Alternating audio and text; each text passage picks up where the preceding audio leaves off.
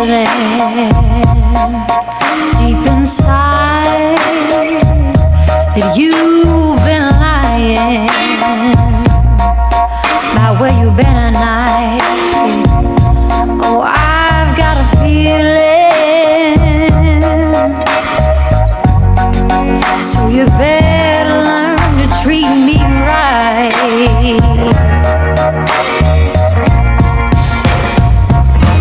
And I've got a fire in my soul, burning desire that I can't control, 'cause I've got a feeling that your love is growing cold.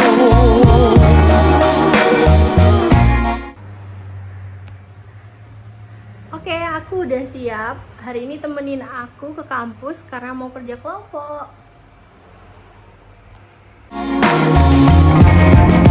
Call my doctor, I'm in pain.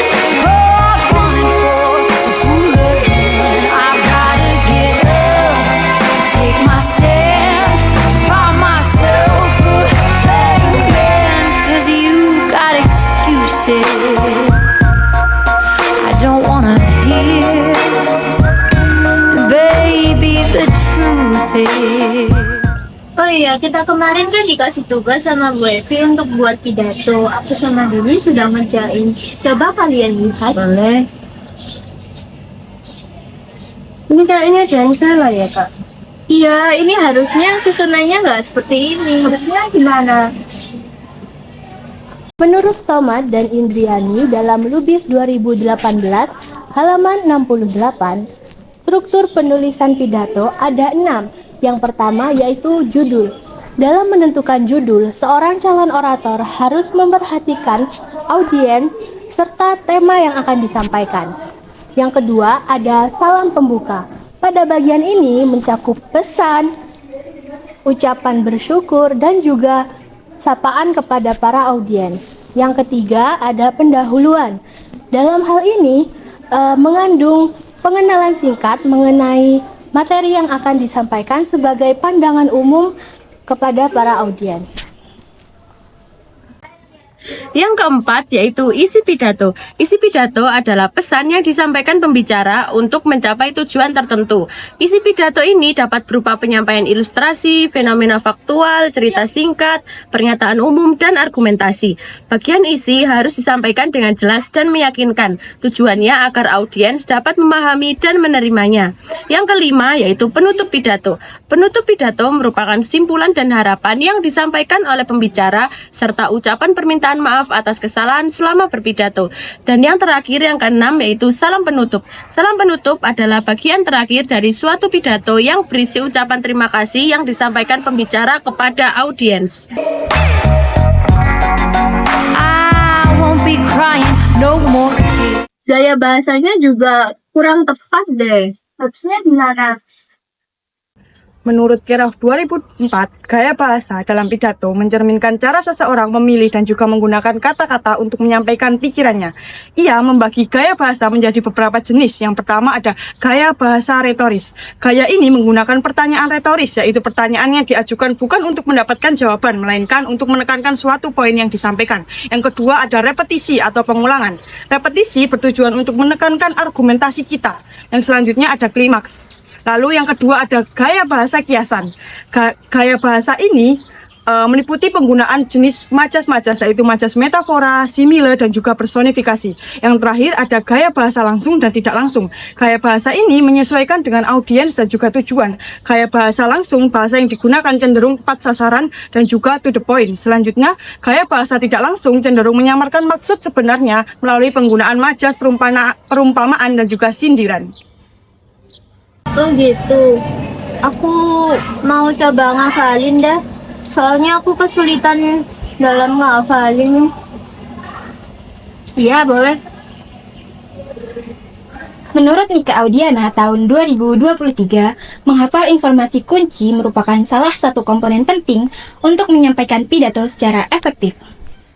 Nah, ada 3 tips untuk mengetahui informasi kunci sekaligus cara menghafal materi pidato yang bisa Anda terapkan. Pertama, buat catatan berisi garis besar, yaitu apa poin utama yang ingin Anda sampaikan kepada audiens. Yang kedua, gunakan metode chunking atau memory tree untuk membagi pidato menjadi 2 bagian, yaitu yang pertama, informasi utama, dan yang kedua, bagian cabang yang berisi detail dari informasi utama. Tips yang terakhir yaitu latihan tanpa naskah dengan suara lantang. Hal tersebut akan membantu Anda untuk mengetahui sudut pandang dari audiens, sehingga pidato Anda akan terdengar lebih natural.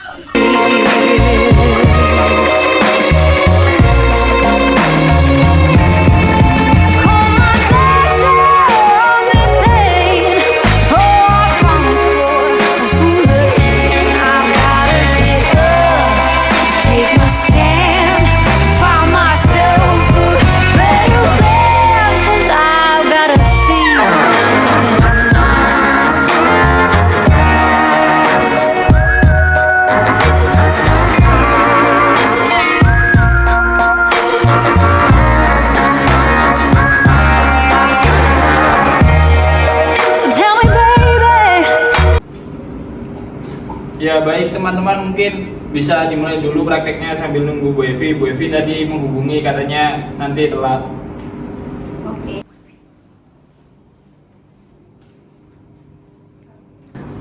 Assalamualaikum warahmatullahi wabarakatuh. Salam sejahtera bagi kita semua. Salam Om Swastiastu, Namo Buddhaya, salam kebajikan.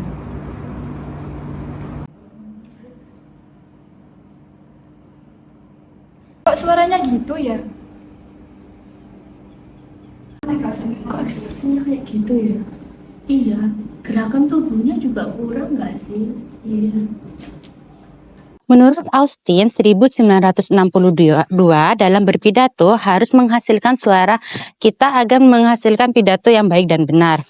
Yang pertama, intonasi. Dalam berpidato harus suara kita harus terdengar jelas dengan hafal yang tepat dan intonasi yang bervariasi agar dapat menghasilkan poin penting dan menyampaikan emosi sehingga dapat menjaga minat audiens. Yang kedua, volume. Suara harus cukup lantang agar dapat didengar oleh para audiens namun tidak terlalu lantang sehingga mengganggu atau membosankan. Yang ketiga, kecepatan dalam berbicara. Jangan terlalu cepat dalam menyampaikan pidato agar membuat pidato sulit diikuti oleh para audiens, dan jangan terlalu lambat agar pidato yang kita sampaikan tidak membosankan. Yang keempat, pemanasan suara. Perlu adanya latihan artikulasi dan latihan pelafalan untuk memastikan pidato yang kita sampaikan jelas dan dapat didengar oleh para audiens. Wajah kita mewakili perasaan yang akan kita sampaikan. Mula-mulanya, pada saat kita membicarakan hal yang menyenangkan, ekspresi wajah kita harus terlihat ceria dan tersenyum. Jika membahas sesuatu yang serius, gunakan ekspresi wajah yang lebih tenang dan fokus. Jangan biarkan ekspresi wajah kita terlihat datar atau tidak berekspresi. Dengan begitu, para audiens akan merasa bosan. Selanjutnya, gerak tubuh. Gunakan tangan untuk menekankan poin-poin penting. Misalnya, kita membuka tangan untuk menunjuk atau mengajak audiens. Nah, gunakan postur tubuh yang tegak, jangan membungkuk. Dengan begitu, kita akan terlihat lebih percaya diri. Nah, juga hindari gerakan yang berlebihan atau gelisah. Dengan begitu akan mengalihkan perhatian audiens. Jadi, jangan kaku ya. Dalam membangun citra diri saat berpidato, menurut para ahli, fokus utama adalah menyampaikan materi dengan jelas dan meyakinkan, disertai dengan sikap percaya diri dan pengelolaan bahasa tubuh yang baik. Menurut Aristoteles tahun 2018, kredibilitas juga berperan penting, di mana etos atau karakter, patos atau emosi, dan logos atau logika harus diperhatikan. Nah, rasa percaya diri adalah fondasi utama dalam berpidato. Membangun rasa percaya diri saat berpidato akan membantu dalam mengatasi rasa takut dan kecemasan di depan publik. Lalu ada persiapan yang matang, persiapan yang baik termasuk pemahaman mendalam tentang materi pidato, latihan yang cukup, dan penyesuaian dengan audiens. Lalu ada pemilihan bahasa yang tepat. Bahasa-bahasa yang digunakan dalam saat berpidato adalah bahasa yang baku dan bisa diterima oleh audiens. Menurut Gallo, tahun 2014 ada beberapa trik untuk meningkatkan emosional audiens dalam berpidato. Yang pertama, kenali audiens Anda. Kenali siapa mereka, apa yang mereka pedulikan, dan apa yang mereka harapkan dari pidato Anda. Yang kedua, gunakan cerita atau narasi. Cerita yang menyentuh hati dan juga mengandung inspirasi dapat membangun hubungan emosional antara audiens dan orator. Cerita itu bisa berupa kisah nyata, pengalaman pribadi, atau cerita inspiratif. Yang ketiga, gunakan bahasa emosional. Pilih kata-kata yang menyentuh hati audiens, seperti harapan, kehilangan, atau perjuangan. Yang keempat, gunakan variasi, intonasi, dan juga ekspresi wajah. Penggunaan nada suara dan ekspresi wajah yang tepat dapat membantu menyampaikan emosi secara lebih efektif. Yang kelima, gunakan pertanyaan retoris. Penggunaan pertanyaan retoris ini dapat membantu untuk mendorong audiens agar dapat berpikir dan juga merasa terlibat dalam pidato tersebut. Yang keenam, tunjukkan empati dan juga ketulusan. Penyampaian emosi secara jujur dan tanpa dibuat-buat dapat lebih mudah menyentuh hati audiens. Jadi, kesimpulannya adalah dalam berpidato, kemampuan menyampaikan pesan secara efektif tidak hanya bergantung pada isi pidato, tetapi juga pada penguasaan unsur-unsur teknis dan emosional. Pengaturan suara, ekspresi wajah, dan gerak tubuh membantu memperkuat penyampaian pesan dan menjaga perhatian audiens. Teknik menghafal isi pidato sangat penting untuk kelancaran berbicara tanpa bergantung pada teks. Sementara, gaya bahasa yang sesuai dapat membangun daya tarik dan mempertegas maksud. Penyusunan kerangka pidato yang sistematis, mulai dari pembuka hingga argumentasi, menjadi fondasi utama dalam mengatur alur dan logika bicara. Pembangunan citra diri turut mendukung kredibilitas pembicara di hadapan publik, sedangkan tips dan trik emosional membantu menggugah dan menggerakkan hati pendengar. Dengan menguasai semua elemen tersebut, pidato menjadi lebih berkesan dan memungkinkan serta membekas di benak audiens. Sekian dari kami. Terima kasih.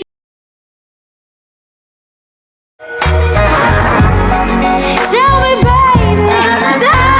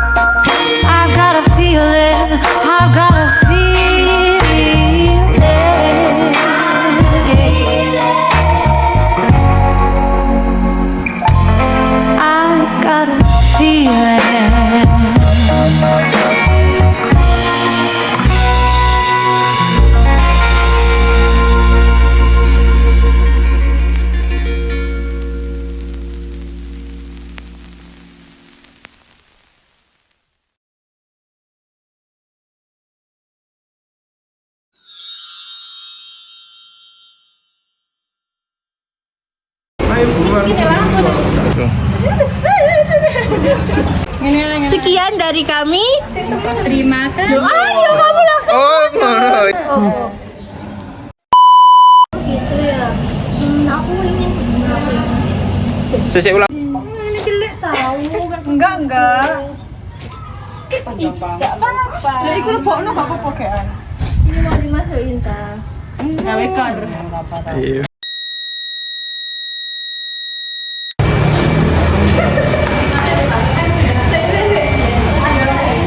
Suaranya gitu ya.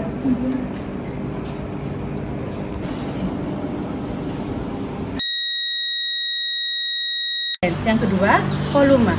Suara harus cukup. Terima kasih untuk dirimu karena kau temaniku. Jangan pernah pergi dari hati ini. Hanya kau yang